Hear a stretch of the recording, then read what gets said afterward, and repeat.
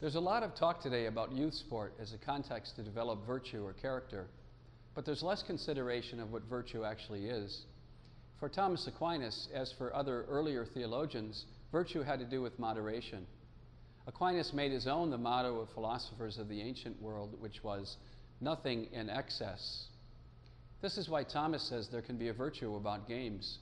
A moderate person should not be working all the time, he says, but they also need time for play and recreation. This is needed for a fully human life. Indeed, according to Thomas, there can be sin and a lack of play. We tend not to think of sin in these terms today. I've been a Jesuit priest for 18 years, and I've never heard someone come to confession and say, "Forgive me, Father, for I have sinned. I have not played in 2 weeks." The notion that virtue had to do with moderation was the reason that play and sport were incorporated into the first schools run primarily for lay people in the Western world.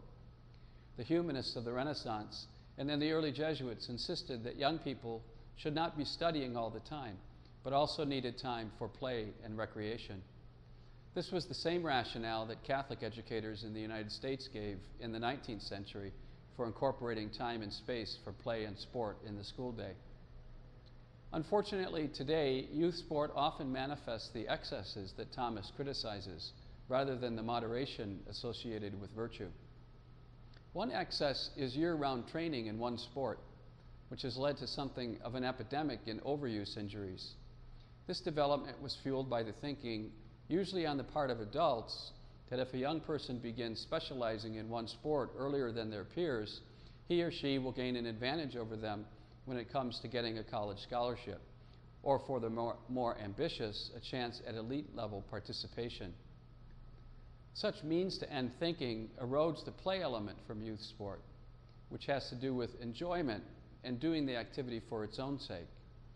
Some people mistakenly think that an emphasis on play means that children will just goof around and the quality of play or performance will suffer.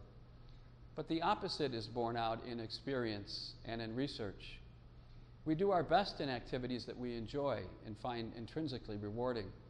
It's when we love something that we tend to give our all to it and go beyond the minimum that is expected. Even the most successful professional coaches recognize this.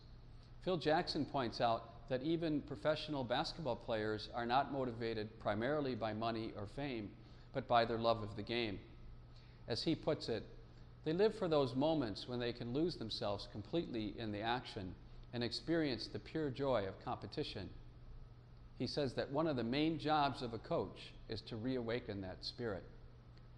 If professional coaches like Phil Jackson can emphasize the love of the game and the joy that it brings, then surely we who coach at youth and high school levels can do so as well. In doing so, our coaching can take on a meaning beyond X's and O's and wins and losses. After all, as Pope Francis points out, play reminds us of joy, the joy of the Lord.